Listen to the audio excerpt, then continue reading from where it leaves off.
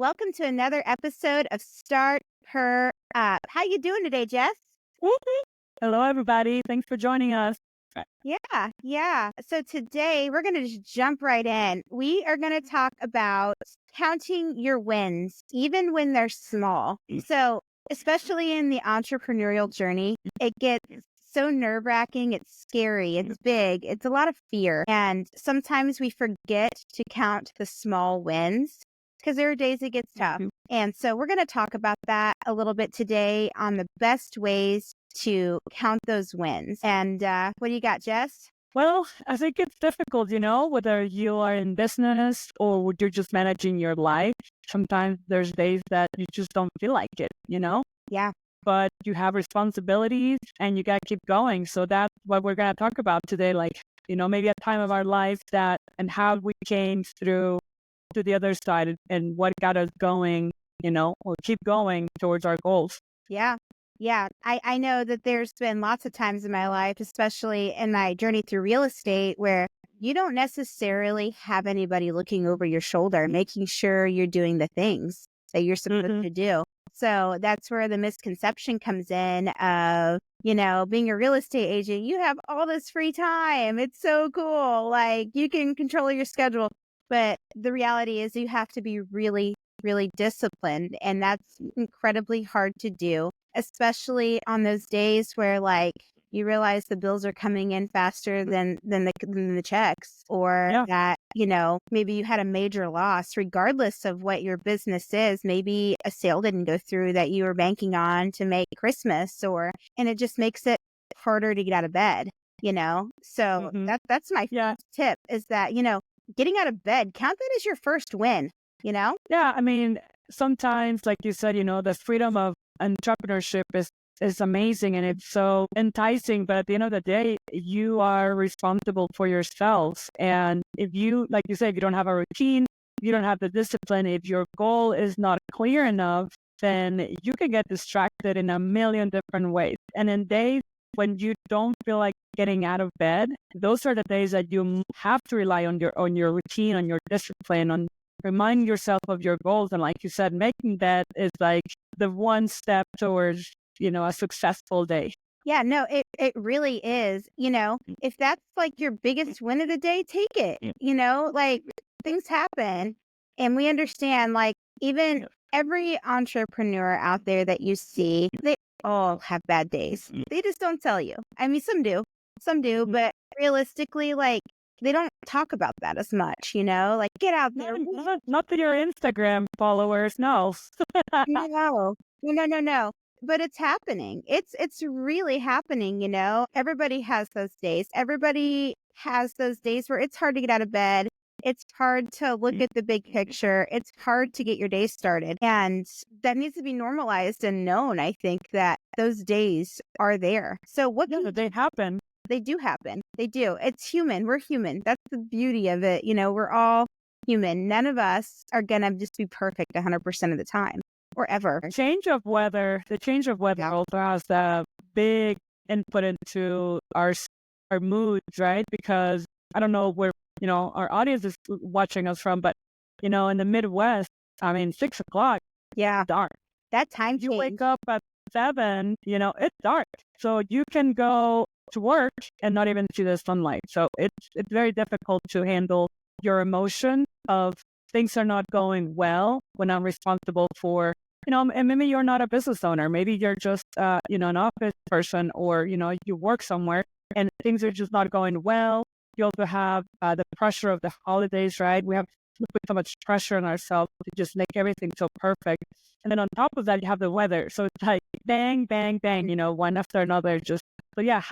During this time, then now that Thanksgiving is just around the corner, is like, how do we make those little baby steps, like Crystal said, and make yourself feel better that you are taking steps towards your goals of the day.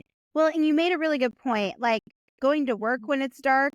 And then if you're there till 4:30 or 5, you're driving home in the dark. You've missed all the sunlight, especially this time of year. That I really wish they would do away and just keep us on daylight savings forever. So in Arizona, I think it's like Arizona that does not change the time. I can't remember. Yeah, it is Yeah, Arizona. That's man. one of them. There's a couple states, that don't change the time, and I love that, and, just being able to get that little extra bit of sunlight or take it where you can, that is a really, really good point. Yeah. But really, what do you so what do you do? What do you do those times of year? Like, what's your routine, Jess? Like, what gets you I out of bed on those days? I tell you what, working out for me is not optional, is not vanity anymore. It's a survival thing for me. It's that release And of endorphins, isn't it? it is a really, Yeah. I'm a morning person, so I'm lucky that way that, I have to function. I function in the morning. But I know I have a lot of friends that don't. And so that could be a struggle, Yeah. Um, I think realizing what type of person you are and the times you work and how you function best is key. So first, accept that you are a morning person or accept that you are a late bloomer person. And then kind of work with if you can, work around that schedule, your normal circadian rhythm, Yeah. because if we force ourselves, we're probably going to be miserable. So, for example, I am not the type of person that works out in the evening because I would be falling asleep and I'd probably be hurting myself. Respecting that I am a morning person, I do the most difficult thing at the beginning of the day. So if I have a task, if I have a presentation, if I have something that I'm like, I have to do it, but maybe I don't want to, making Yeah. that tough phone call. So for me, working out, like you said, make your bed, get ready, and then do the difficult things that I have to do on my list so that I can move on to lighter things later in the day when I have less energy. Yeah. See, and I'm the total opposite. I am not a morning person. I am very much a night owl. I do my best thinking at like 11:30 at night. So I don't go to bed early, but I don't get up at 5 a.m. Asking me to get up at 5 a.m. unless I'm getting on an airplane, it's not happening. Like, it's not going to Mhm. happen. Like, and I know like there's people out there that are like, you have to start your day at 5 a.m. But like you said, like your circadian rhythm kind of sets that up for you. Like, if I'm not falling asleep and my thoughts and my best ideas are coming in between 10 and midnight, I'm not getting up at 5 if I'm going to bed at 1. Like, there are people that can function that way, but I do think a big part of calculating those small wins is getting some sleep. Like, you have to sleep. So I get up around 6:45, 7 every morning, and that's my time. Like, I have one kid out the door for school, the other one's still asleep, and that's my time. I make my coffee, I drink my first glass of water, and I just For a second, I thought you guys say my first glass of wine. it's 5 o'clock somewhere, right? Mornings, I tell you. You're right. Yeah. Yeah. I always start my morning with a glass of water. Not just a normal 8 to 16 ounce glass of water. It kind of just adds a little bit of fuel to your body, get your body moving, Wake you up. wakes you up. Yeah, before you fill it with caffeine. I think it just kind of because caffeine's a little dehydrating, but for me, Yep. like, don't talk to me before I've had it. I listened to this guy, I think it was Instagram or TikTok, but I think he was like a Marine or something, but he said he has a really peculiar routine where he breathes in like deep breaths 25 times to get oxygen into your blood flow and get you waking up. I And then he said, did you watch that? And then he like says, tell yourself how much you love yourself in the mirror. And it was like, I can't remember what the third thing was, but I have done the 25 breaths. I tell you what, you get lightheaded. Yeah, I just saw that video this morning, actually. I don't Oh, how funny. weird. I just saw that video. He said, never brush your teeth with your right hand, use your left, Yeah, that's and what the then third tell thing was. yourself you Yes. love yourself in the mirror 10 times. And then you have to do these exaggerated breaths 25 times. And he says do it 3 times a day. And Yeah. yeah, I've not tried that method. I will though, for sure. Another one that's really, really cool. That I've seen is it's Mhm. called rebounding. Have you heard of this? I need a whole episode to talk about rebounding, okay? I just learned Yes. it was like a week ago. So every morning I jump up and I don't have like the rebounding trampoline, but basically for anybody that doesn't know what it is when you first wake up in the morning, it wants you jumping up and down, not like super exaggerated, but it gets your body moving. Jess, you know more about Blood it. flow. Yeah. Yep. Just get the your lymphatic system going, which is the system in charge of like cleansing your body. So when you get a massage, for example, they move all those points in your body. You're supposed to drink a bunch of water because your lymphatic system is supposed to get rid of the toxins that the Mhm. massage releases. So that's the rebounding thing. I'm telling you, I could talk about for an hour Yeah. about rebounding. Yeah. I do have a rebounder. I love it. So much fun. Yeah, so I just jump in the floor in the morning, like, go and I do it while I'm doing other things, like, I just kind of look spastic in the morning getting my water, and I could put a couple of supplements in my water just for my own personal gain, Mhm. and then I'll sit down, I'll drink my water, and then I'll do some yoga stretches for about 10 to 15 minutes. It just wakes my body up. I find that, like, the stress in my shoulders is where I personally carry my tension, Mhm. and I can really feel it whenever I start getting stressed. My neck gets sore, my pupils get big, the headaches start coming in. Yeah, you kind of start going like this. Yeah. I have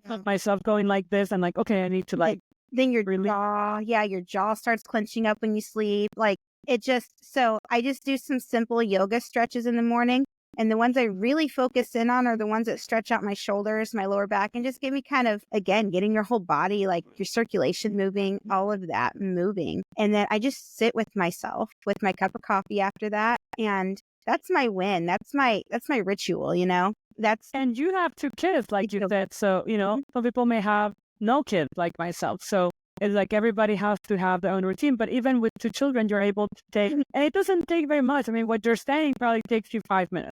Yeah. Well, I take about 15 minutes to stretch, but I kind of have my kids on a schedule. Like I know when my oldest gets out the door and I know generally when my youngest is going to get up. So for me, I would love to be able to get up and go to the gym in the morning, but as you said, like, everybody's schedules are dictate their kind of their lives, and, like, my Mhm. husband, he leaves for work at 5:30, 6 in the morning, and so the kids are on me until my youngest goes to preschool at 10 in the morning.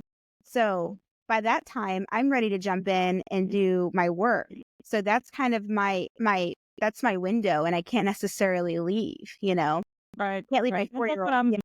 I think the biggest takeaway from me in this podcast is just figure out who you are, Yeah. what is the best time for you to do things, and go with it. Because I feel like sometimes we feel so much pressure. Like you mentioned the 5 a.m. I think it's called the 5 a.m. club, right? And they have a phone call and they like help each other, motivate each other. I tried it.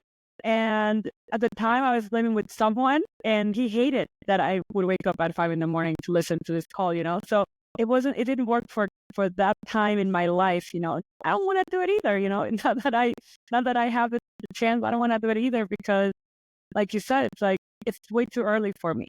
I'm Right. a morning person, but 5 a.m. to be like up, because I think these people have like this routine of I already worked out. Right? Yeah. I get up at 4 to work out to be ready for this phone call at 5 a.m. to get motivated for the day. And works for those folks, but maybe it doesn't work for you, even though Right. you're a morning person. So just respect your time and be consistent. That's my second takeaway. Just respect your time and be consistent. Yeah, and like Jess is saying, like, the pressure that you see everybody else doing all these things, Because they're successful. you're That's the so formula, right? like, don't look at them, like, you look within yourself, figure out what works within yourself, like, where did I come up with those ideas? I just took what I've learned and what I know and what felt right to me and what works for me to get my mindset in the right spot every day. Like, if I wake up and, like, on the wrong side of the bed, as you say, like, that's my time. I'm sitting there thinking, "Okay, what is it in me today? What did I wake up with? What is causing that me to think like this today? What's causing the negativity? How can I clear it?" And that way it's not going with me through my whole day. Does it always happen? No. Again, we're human. We all have our bad days. And that's where it gets really important to count those wins. But I think the first big win is finding your routine that works for you. Like whether it's making your bed, getting up and going to the gym, any of those things. Like, and from there, even though it sucked in the moment, it's like, I'm glad I did it. And then you're Mhm. like, okay, what is the next baby step? What do I have to accomplish today? And give yourself a break. Give yourself a break. You know what I mean? Like, Good. you don't have to be Superwoman or Superman every day of the week. Does that sound like a great idea? Sure. Is it realistic? No. So don't be afraid to give yourself some grace. That's what I call it at home. Like if I've had a hard day or, things are going difficult, like I look at my husband and I'm like, it's been a long day. I just need some grace today. And that's Exactly. kind of our signal, like, okay, like we're going to take it easier tonight. It's been difficult. Yeah. So We're ordering pizza and everybody's on their own. yes. Yeah, it's I'm telling you, when we have difficult days, the best thing is to rely on your routine. Yep. Yep. So establish your routine, and maybe your routine is, I know what to do the first, like you said, till 10 o'clock in the morning. I know what to do. I Mhm. drop off my kid. Maybe the afternoon you don't know what your routine is, but you know what things need to happen, like what needs to get done. So you work on that, and then you have probably an evening routine because you probably have to make dinner, feed children, feed the dog, etc., etc. And like you said, give yourself grace, and it's okay if I have to go to the bank today, but I can go tomorrow. I'm not gonna stress over it. Right. Right. I mean, I'm not saying procrastinate the whole week. I'm just saying like Yeah. it's okay if it takes one more day. If it's okay, Yep. maybe not for taxes, but for little errands like that, it's okay. Right. Absolutely. It's just, and as you're going through the day, like, and that's why I keep kind of coming back to that count your wins. I did my morning routine. Yay. Okay. So next, I have to call X amount of people in my pipeline. Let's take a deep breath and let's get through it. I have 5 emails I've got to return. Let's take a deep breath. Let's get through it and calculate those wins, and build on them. And then before you know it, your momentum, in my experience, I don't know about you, Jess, in my experience, once I've hit that point, my momentum is back and I'm completely capable of doing all the things that I needed to do because it just puts you back on the track that you. I agree. I have a girlfriend that her business is making dolls out of recycled fabric. And she is such an artist. She's amazing. But sometimes she has orders to make, 50 cows or, animals or whatever it is, the order. And she's like, I struggle with, okay, I need to make them. How do I get that going? And so, she has her days of cutting fabric. She has her days of embroidering or whatever. And then she has her days. So what I'm saying is we all have different businesses and the day of their structure looks different. If she has a deadline, like most of us, we work on deadlines, she divides her days into half, and that's how she accomplishes huge orders of what she makes. For us, it's different, but like you said, like once you have that momentum going, my friend, sometimes she texts me at like 3 a.m. because she's like, oh, I was, sewing, and so I take a break and text you. That's why I mute my phone. Yeah. Mine goes on do not disturb after 9 o'clock. Like if I'm up, I can see it, cool, but yeah, it's not gonna alert me by any means. I'm right there with you. And another big thing that helps me structure those days. I have ADHD. I don't know if I ever said that. I genuinely diagnosed real ADHD. I'm not medicated. I don't believe for me. And other people, if it works for you, fantastic. I just don't believe for me, it's what's right for me. So I take a very natural approach to it. I take certain supplements and things that help with focus. But I think my biggest practice that I do and very much getting used to and love is that making sure I know what needs to be on my schedule and time blocking those things out. And like if something interrupts those time blocks, I just have to look at it and say which one needs to take priority. And usually it's an easy decision. So if I have time blocked out to do some social media stuff, but I have a client that's like, I need to meet at this time, obviously I'm going to take the live meeting and, just backlog that social media stuff for the next day, or maybe I come back to it at night whenever, it's convenient for me in my time frame. But that's a huge. That would probably be my third takeaway from this podcast is like, be flexible. Yep. Be flexible with yourself and with others. Yeah, absolutely. That's huge. I mean, you can't go through each day just being mad at yourself all the time if you can't get X, Y, and Z done. And again, that's where you just give yourself more grace and be nice to yourself. Like you are the only version of you. And if you can't talk nice to you, who else is going to do that for you? So just go through the day and remind yourself, I'm doing the best that I can for today. I love it. So we talked about disciplined routines, Yeah. and lastly, flexibility. I think that's a good podcast. It is. It is. I think that's a really great one. It's a quick drive takeaway. So if you're driving and listening, probably getting to about your destination or, finishing up your makeup routine in the morning. But I hope this helps. And, it's, Grace, yes, great, grace, great. grace with yourself and with others. Absolutely. But the world revolves around grace. It should anyway. It should. I So, agree. so any last takeaways, Jess, before we sign off? No, I think we said it all, and respect the calendar, but also be flexible. I know it's a conundrum, but it's true. It's doable. Just find your own rhythm. I think that's the biggest takeaway is find your own rhythm because nobody can dictate what you can handle but you. So don't force it. I mean, you have to force yourself sometimes and be disciplined. However, don't force things that don't fit your To rhythm. fit into a box that you don't fit. That's for sure. Yes. I love it. Well, thank you so much for listening to us. I am Jessica. And I'm Crystal, and we'll catch you on the next episode.